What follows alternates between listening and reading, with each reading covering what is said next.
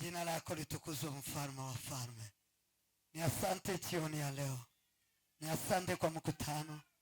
Ni asante kwa watumishi wako. Ni asante kwa kanisa la Kristo. Ni asante kwa wageni wetu Baba walio miongoni mwetu. Jina lako litukuzwe, mfalme. Ni asante kwa nyimbo nzuri za sifa, za utukufu, za maombi, za kukusifu wewe Baba. Yesu ni wewe Bwana wa mabwana. Wewe ni Baba yetu. Wewe ni mkuu.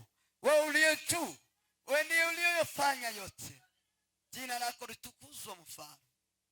Baba, natoa sifa zako asubuhi ya jioni ya leo. Sema ni asante Baba wangu. Asante kwa ajili ya mkutano huu. Asante kwa ajili ya kusanyiko njema. Jina lako litukuzwe, mfalme. Basi Baba wa mabwana, tunakualika, tunanyenyekea tukiwa Bwana wa mabwana mbele yako, mbele ya kanisa la Kristo. Baba, tukinyenyekea, tukiomba nguvu kutoka mbinguni kuwa pamoja nasi Bwana. Kwa neno lako, zungumza na mtu, zungumza na mioyo, zungumza nasi Bwana wa majeshi. Neno lako ni la mioyo yetu. Neno lako Bwana wa mabwana ya roho zetu. Acha neno lako liingie katika mioyo yetu, alipate Bwana wa majeshi kutugeuza kuwa Baba watu tofauti na watu wa dunia, ili tupate kuwa wana wa Mungu Bwana wa majeshi, tukifanywa na neno lako. Najua ya kwamba bila neno hakuna kufanyika mwana wa Mungu. Kuna uzima wa milele. Kuna Bwana wa majeshi Yesu Kristo, kibali hicho cha kuwa mwana wa Mungu. Basi Baba, naombea wote walio hapa, pitia Roho Mtakatifu Baba, wapate kusikia na kuelewa neno lako Bwana. Pate kusikia na kuelewa, pate kutambua, pate kufunuliwa, pate Bwana wa majeshi Yesu Kristo.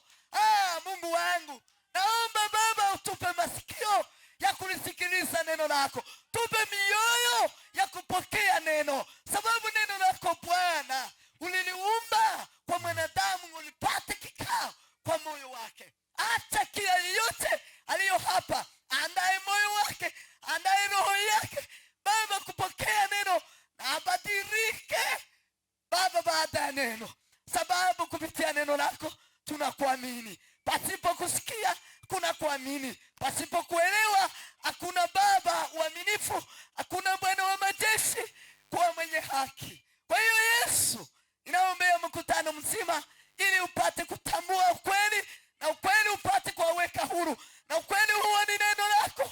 Neno lako Baba lipate nafasi. Neno lako Yesu. Haleluya. Jina lako litukuzwe, mfalme. Mungu wangu, Mungu wangu, mbingu ifunguke kwa ajili yetu, na Roho Mtakatifu pate kuwafafanulia watu neno lako.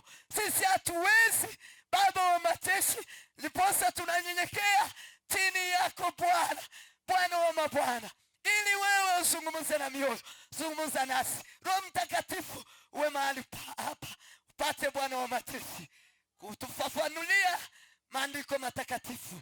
Ni katika jina lako Yesu ninaomba na kuamini. Amen. Amen. Bwana asifiwe sana. Amen. Nashimima na mwami wacu Yesu Kristo. Nashukuru Mungu wetu Baba Yesu uduhaye uyu mugoroba mwiza, kwa kutupa jioni njema ya leo, kubana n'itorero rya Kristo, kuwa pamoja na kanisa la Kristo, kuba muri uyu mkutano, na kuwa katika mkutano huu. Imani bikoze ihabwe icyubahiro. Mungu aliyofanya hayo apewe sifa. Sema amen. Amen. Sema amen. Amen. Nishimiye mkutano uyobowe na wamama. Nimefurahia mkutano huu ulioongozwa na wamama. Wateguwe na kina mama. Umeandaliwa na kiongozi wa wamama. Hamwe n'abandi wamama ba Junction. Na pamoja na mama wengine katika kanisa hili la Junction.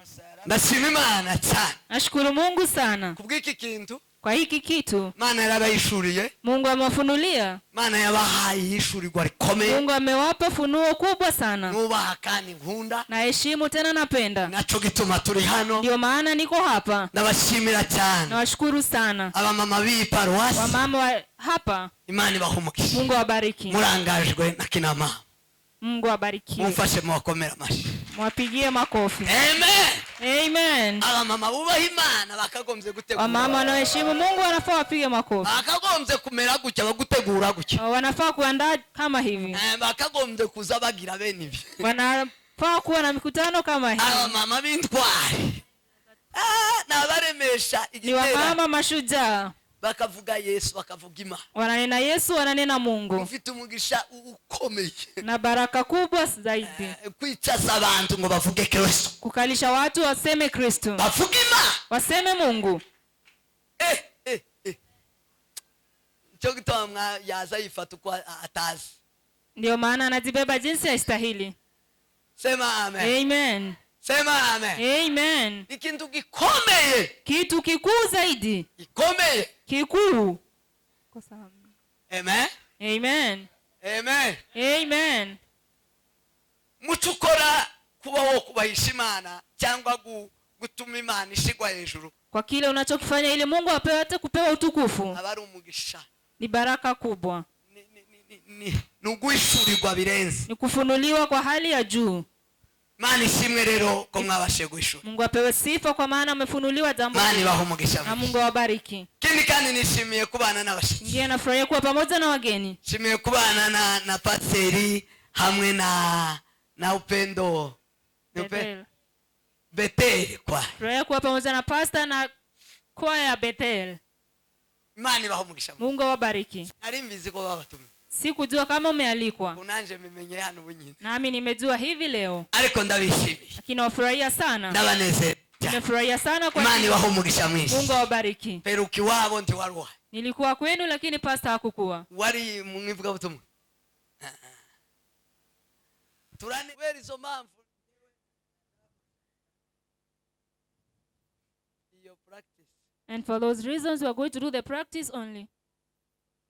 Ndasubiramo bukeya kugira ngo ejo muzokora. I repeat just a few of what we said yesterday. Nababwiye ko mbabwira ibitotsi. I was to tell you about sleep. Kibabwiye kubera dufite umuvuga butumwa. But not said because we have another speaker. Imbabizo wanzo babwire ejo. If it will happen, maybe tomorrow. There's no reason to tell you so many things and yet you don't understand them. Sema amen. Amen. Sema amen. Amen. Ejo twavuganye namwe. Yesterday we spoke with you. Ico bita ubuzutse ngateme yanyu. Afite iteme ivuga ngo ubuzutse. Your theme which is about revival. Ubuzutse revival si somo. Is not a lesson. Niko nababwiye. That is what I told you. Ubuzutse revival ni mazoezi ni myitozo. Is practice. Ubuzutse revival is not for the pagans. Ubuzutse revival n'ubw'abakristo is for the Christians. Iyo bavuga ubuzutse, when they speak about revival, harimo ijambo ryishumwe ngubwo. There is a secret word ryo kujya about sleeping. Ntawe uzuzuka atajyana. And wakes up without being asleep. Wazutse umuntu utajyana. You cannot wake up a person who is not sleeping. Ukavuga ngo uramuzukije. How can you say woken up that person? Kuzutsa, waking up a person bivuga ko yararyamye, means that they were sleeping. Kandi umuntu yaryamye, and when a person is asleep, bigira umwanya aryama akakanguka. There is a time you sleep and then another time you wake up. Automatic birizana. It is automatic. Umuntu araryama, a person sleeps akamabona arakangutse, and then wakes up. Ni automatic. It is very automatic. Ibintu vyikorewe iriya vy'Imana. They are things of the Lord. Narababwiye ejo. And I told you yesterday. Ikintu kiringirwa gusumba ibindi byose mu buzima bw'abantu. The thing was supposed to value most in the life of a person. Ni bitotsi. Is sleep. Umwana azasezera nyina na se muri salo. A person bids by to the parents. Akababwira ngo agiye kuryama. And says I'm going to sleep. Bakamubwira ngo amahoro genda uryamugire ibitotsi. And they say go and have peace in your sleep. Bakamubwira ibyiringiro ngo ejo bazohurira muri salo. And they have hope that tomorrow they'll meet again in the sitting room. Ejo bazohurira muri salo. That tomorrow they'll meet in the sitting room. Uryamye arakanguka. Because whoever sleeps wakes. Uryamye ni automatic, ni kintu cyoroshe. Anything that sleeps automatically wakes up. Kumukangura biroroshe. It is very easy to wake up a sleeping person. Bivuga ngo, meaning that gukangura, awaking, ni kintu cyoroshe cyane. Is a very simple thing. Rero iyo habayeho ikanguro, therefore when there is that waking up, nukubwira abantu nukumunda kubakangura. Nakantu kudutotsi yarahunyije bamaso. Okay. It is just telling a person to be awake. Sema amen. Amen. Mu buryo bw'umwuka rero, in the spirit life therefore, ubuzutse, revival, ni masoezi. is the exercise. Narabwiye Paulo I told you that Paul, agereranya umukristo n'umusirikare. he compared a Christian to a soldier. Umusirikare wese w'igihugu icyo ari cyo cyose ku isi And any soldier in the world bagira icyo bita amakosi. has something called a course. Kosi And the course ni ingando n'amahugurwa. is the practice of the training. Umunyakazi mwiza wese And any good worker aba muri kosi. goes through training. Abasoda To be a soldier, bahora mu makosi, they are trained, bahora mu matraining, they are always trained. bahora mu mazoezi. They go through many training exercises. Bazabakorera iki And amazoezi? why are they training all that? Mazoezi Exercise niyo kugutyaza, is to prepare you, niyo kurushaho and so that you can be sharp, kukwinjiza mu curico. so that you can become a better person of who you are. Sema amen. Amen. Sema amen. Amen. Nayo kugukarisha kuba ico witwa. It is to sharpen you to be a better person than you are. Hatariho imyitozo. Without the practice, Wosinzira, isinziriye. when you fall asleep, Bo gufata amateko. they can come and attack you. Bo bateka umunsi umwe mwese mugasanga. They can come and capture you. Bibiri iravuga ngo The word says that ngwiyo umunyamaboko asinziriye. when a strong person goes to sleep, Sema amen. amen. Umuntu akaba umunyamaboko When you're a strong person ariko and agasinziriye. then you fall asleep, Ngumwanzi azaza the enemy comes akamukuraho intwaro and takes from you the weapons, yarangiza akamuhambira. and then he locks you Iyo arrest you. bamurushije imbaraga. Even though he's very strong, Yo nawe amurusha imbaraga. or you are stronger than Ariko them, igitumye amufashe the reason they have captured you akamukuraho intwaro and take away your weapons yamara akamuhambira and then lock ni you, ukubera ibitotsi. it is because of sleep. Ibitotsi Sleep ni bibi. is very bad. Sema amen. Amen. Mu buzima bwa Gikristo In the life of a Christian, iyo rero habayeho ububyutse when there is ni revival, ubutuza gusinzira, it makes us not to fall asleep. ni ubutuma tudafatwa amateka, It makes us not to be ni attacked, ukugira ngo tudakugwaho intwaro. so that our weapons will not be taken away. Umusirikare utaba mu mafunzo, Any soldier who is not under training, utaba mu matraining, without those trainings, aza yiyibagirwa ko ari umusoda. they forget they are soldiers. Ikintu cya mbere gituma tuja mu bubyutse The first thing that makes us come to ni revival ubutwemeza ko turi abakristo. is what makes us Christians. Ububyutse Revival biravuga ngo iyo tugiye mu bubyutse says that when you are in revival, buba bwabukugira uwo uriwe it neza, is making you who you are. buba bufite intego bwo kukugira uwo uriwe. It has the aim of making you who you are. Iyo turi mu bubyutse nibwo tuba duhinduka abana b'Imana. We become children of God when we are under revival. Hallelujah! Amen. Hatariho ububyutse And without revival, ntimwaba abana b'Imana, you cannot be children of God, nubwo mwoba mwaravuye iriya even hanze, though you came from where. ariko nimugera hano mukasinzira, But when you come to this place and fall asleep, ntimuzinjira mu bwami bwo mu you'll ijuru, never get to the kingdom of heaven. ntimuzagerayo. You'll never get to heaven. Sema amen. Amen. Benshi baratuye Many live, ngo bature many have confessed wese ari umwami, that Jesus is baba Lord, baryama, and then they fell asleep, babakuyeho intwaro, and all their weapons Ntazo have been taken bakigira. away. They don't have any weapon, barabaziritse, and they have been tied nicyo up. gituma baza bananirwa no gusoma ari abana bato. This is so they don't even read the Imagine word. umwana mutoya akananirwa gusoma, ariko Imagine a young umweza person not being able to read, umwezi ikinyamakuru hariya yo gitotomora. but in the news they can speak a lot of things.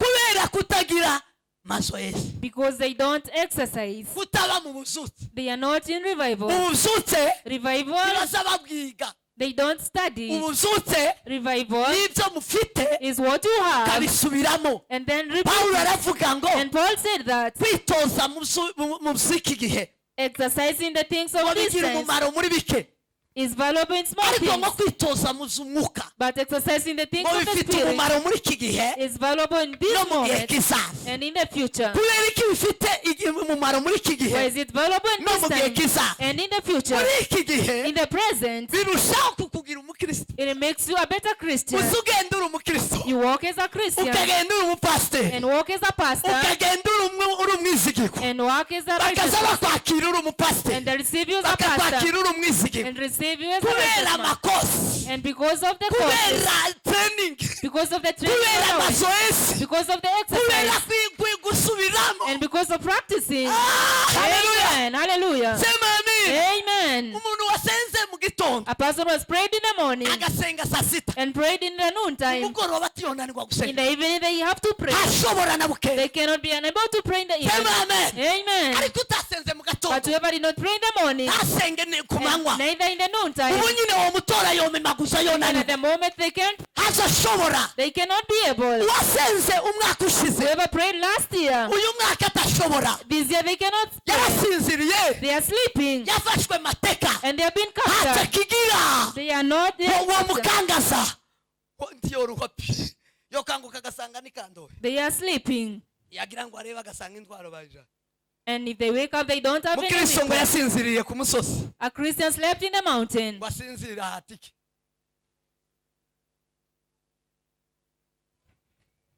sema amen Amen. sema amen Amen. sema amen igituma mwamunanirwa gusoma ijambo ry'Imana uruheruka ryari kurisoma The reason you don't read the word of God is because you have not read it in a long time. worebe igihe uheruka kurisoma When was the last time you read the word? ukiyobeka You can't remember when it was. wobishobora ute You cannot be able. sema amen Amen. sema amen Amen. atukuze umukozi Hallelujah. abasoda baba mu makosi The soldiers who are in the mystics, icyambere the first thing, baza bakamirika bakaba abasoda they are trained to become soldiers. baratanuka bakaba abasoda They graduate and become kubera soldiers. iki And amakosi habe n'ababo bazabatinya Because of the courses. umusoda uhora mu makosi itazamera nk'umusoda uzurya umutima uba murika A soldier with a lot of training is different from the others. bahuye azamutinya azamwubaha They are feared and kubera respected. iki And why? niwe musoda Because they are the real niwe soldiers. musoda muri bayiti They are the real ubuzima soldiers. bwe ni umusoda The real soldiers. in kubera their iki life. ahora mu gisoda Because they are always in training. ahora mu matraining They are always under training. ahora mu cyo yitwa Because they are always in umukirisitu training. udahora mu ijambo A Christian is not in ahora mu the word masengesho and not in prayer ahora mu rukundo and neither in si love. umukirisitu uzoja mu bwami They are not Christians who will go to heaven. yojayo ate They cannot go to the yojayo kingdom. ate tibaho They cannot go to the kingdom of God. sema amen Amen. sema amen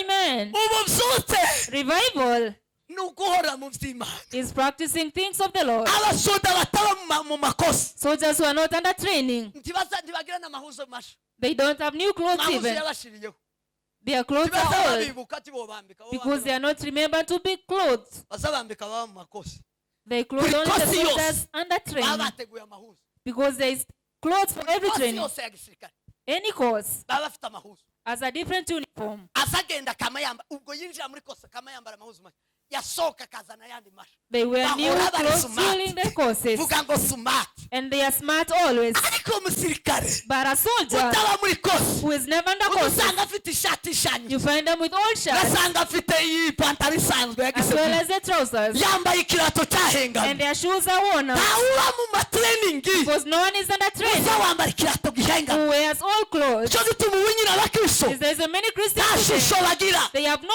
image. baramukeka They bakazamureba ngo si ko asa n'umurozi uyu say that they look like witchcraft. uyu ko asa n'amayinja uyu none murebe Come and look at this person. murebe uko ameze Look at how they seem. arasate How do they look? n'umusoda utaba mu makosa Those are soldiers who don't go through any umukristo courses. utaba mu ijambo A Christian who is not in the word. muzambwira ngo bazabakeka akamaza ngo baramututse ngo Why do you think they uriwe expect you to be witch doctors? uriwe kuko usa nabo warasinziriye You are sleeping. babaye amafonction n'amapeta ngo barantutse inde wagututse wowe witutse And they say they have warasinziriye ntantwara ukigira warakubutse urashushuka nka kujya kwihuza ya gisirikare bajya urashushuka ubu umuntu abana bose bikanga mu rugo barota umuntu urose wose ndose nyanzanika ndose you are sleeping, and that is why every person thinks that you are so sad. yasamaza ndamurose ni ibyo ukwiye kurotwa kubera iki That is why it happens. mwera bagira gutya ngo mbonye runaka hariya ngo ubwo aciye kuri kariya kabari aramwa tu mwene data cyamana And they are always suspecting you. rugira gutya abakristu baciye gutya mu modoka bavuye gutarama bakabona rugira aciye gutya ku kabari kamwe rugira And when they see you passing through a bar, amwoye rugi they'll say definitely this person is going to drink something. no yaciye ku kabari gusa How can he pass through the bar? agaciyeho ariko asa nako He has passed through the bar, but he looks like the bar. abakristo bakamamukeka ngo yanyoye And Christians will think that he's drinking. kubera iki baba kikarugiye And ngo why are they suspecting of being a drunkard? Ngira ataheruka mu makosa Because it's long since he was trained. amahuzu yambaye And the clothes he's wearing are old. umushushuko They are worn out. waheruka kuvuga rugajyana When was the last time you spoke in tongues? aheruka kwikunguza pili pasame yataya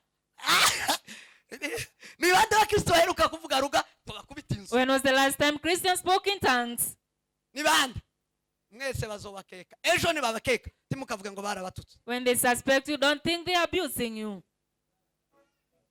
murabateserite mworeka gusa gute nabo utazabuza abasa nijuru bazabuza Those people who look like the heavens, they live in heaven. bazaba bishima bakiririya mu rugo And they rejoice from their homes as well. basukwabo They look different. haleluya Hallelujah. ububyutse Revival nukuba mu vy'Imana we is being the things of the Lord kubisubiramo kuvyitoza and repeating them moment after moment. iyo bakubonye When they see you, niyo utaba wambaye itennis even though you're not wearing the uniform, Amerika umusirikare w'amakosa yabi niyo baba batambaye tennis a soldier even without the uniform, n'umusota they walk and say, this person is uriya a soldier. n'umusota This person must be a soldier. nta tennis Because even though they don't have the uniform, kubera gusa uburyo yabaye mu just because of the way he has been under many courses, uburyo yabaye mu masomo ya gisirikare he has been in a lot of training, yahindutse and he has become one. nabwiye ngo gukizwa ni rimwe I told you, you are saved once iyo n'akanwa kawe wizeje umutima wawe ko Yesu ari umwami when you confess with your mouth and believe in your heart that the Lord ariko Jesus is the Lord. guhinduka umwami But becoming of the kingdom, bibiliya yavuze ngo nukwigana imana nk'abana the word says is being like God. sema amen Amen. kwigana imana nk'abana bakuru Copying the Lord like lovely si children. rimwe It is not the same. si ugutarama rimwe It is not giving si once ugusenga rimwe or praying once either. si ugusoma rimwe It's not reading the word once. n'iminsi yose kwigana It is every day. burya Follow. wawe wigana imana nk'abana bakuru Follow God like dear children. kamusa nayo And you look like rero him. wabwiye ejo ngo kwigana imana nk'umwana ukundwa I told you, following God like a lovely child gusoma ijambo ry'imana is reading the word of God. ijambo ry'imana niyo mana The word of God is God iyo himself. urisoma When you read the uza word, usa n'imana utabizi you look like God without knowing it. haleluya Hallelujah. wasuca uciye ngo ndore umwana w'imana And they say, look at the child of Imana God. we. Look at God himself. ijambo ryaragukoze waribayemwo uraribamwo uruhinduka ryo Because you have lived in the world and changed to become like the ko niko world. gusa n'imana That is looking like ko God. niko kwigana imana nk'abana That is bakuru following God like dearly ukuba children. ku musozi ugasenga ukora ugahinduka amasengero As being in the mountain praying until you become uko ubonye prayers. wese akaza yikanga uyu Any n'amanya person will be shocked when they see you. ejo abo twari turi kumwe Yesterday, the people we were together with, dusengera nambuye ikirato ngiheza umuhungu twasengera wari warwaye ibisazi I removed my shoes I gave to a person I was praying for. yari agiye gusohoka ndakimuheza I gave him my shoe. wagishokekemwo gutya amaguru And when he wore my shoes, yamayamiriza ngo arahiye he just started burning up. isandari iri aha ngaha n'ubu ndayifite I have those sandals with me. yamayambura aragurumya ariruka ngo arahiye ngo arahiye And removed the shoes saying that he's burning ikirato up. kirimo umuriro And he was telling them this shoe is full ikirato of kirimo umuriro fire. sinjambara I sinjambara cannot wear a shoe full of fire. aracanga bari bamujanye hanze He refused and they were taking him outside. kirato cyane My shoe. ejo kitengera Yesterday in Kitengela. ejo Yesterday. aracanga ngo kirimo umuriro And he refused my shoe as fire. ngiye gutaha And when I was going home, bacaho mba amasezero I passed by them. ngo muceho yamayishukura ngo arafashwe n'amashanyarazi And then he was shocked once more. yarahuze sinzi ukuntu yarahuze yamayiterera ngo afashwe He can be distracted and then he threw himself up that he has been shocked. niki And they asked him, what is it? amashanyarazi And they say, very shocked. uyu nguyu afite amashanyarazi yaranciye This person is shocking me. sema amen Amen. sema amen Amen. sema amen Amen. ngo baragututse umukecuru akamasara ngo baramututse ngo ni umurozi And you get angry, they have suspected you to be Uriwe. a Sarah. uriwe urasa nabo You are one because you look like them. urasa nabo You look like them. bazamwita indaya ntusa nabo They call you a prostitute because you look like them. ntabwo ubyutse You don't have any revival. ntabwo ubyutse No revival. kubera iki batazavuga ngo ariko bari umukecuru yeme ngo ubu ni umwuka. Why don't they suspect you being a spiritual person? Tubatabwa ngo umukecuru si umwuka agira. Why don't they suspect you being a spiritual person? Sema amen. Amen. Sema amen. Amen. Sema amen. Amen. Ububyutse Revival n'umuriro. is fire. N'umuriro. It is fire. Ira mugenzi wangu n'umuriro. Tell your neighbor it is fire. N'umuriro. It is fire. N'umuriro. It is fire. Fire. It is fire. Sema amen. Amen. Ububyutse ni fire. Revival is fire. N'umuriro. It is fire. Sema amen. Amen. Vuga ngo amen. Vuga ngo amen. Amen. Abanyabubyutse And revival people nibo basaba kontrol isi y'umwijima. are people who control the world of darkness. Abanyabubyutse People under nibo revival, baza bashaganya isi they y'umwijima. shake the world of darkness. Abanyabubyutse People under revival, nibo baza bahindura isi. they change the world. Nibo baza bahindura ikirere bagahindura situation. They change the atmosphere of the world.